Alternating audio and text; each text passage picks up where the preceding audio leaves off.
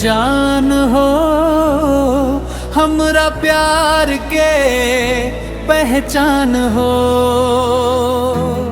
तोहरे खातिर जियत रही, तू दे गइलू दर के निशान हो।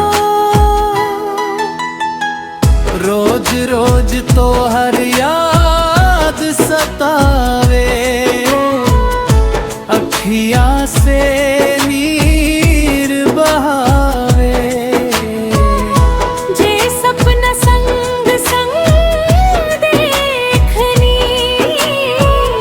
ओकरा के तू काहे जलावे।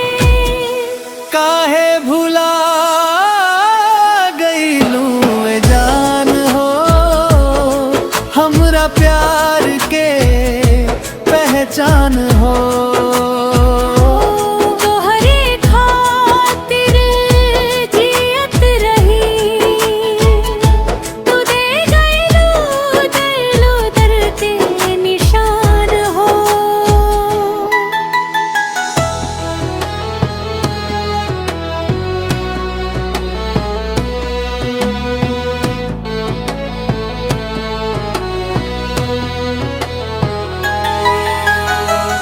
दिलवा के टुकड़ा टुकड़ा कइले, झूठा सपना सब देख नीले।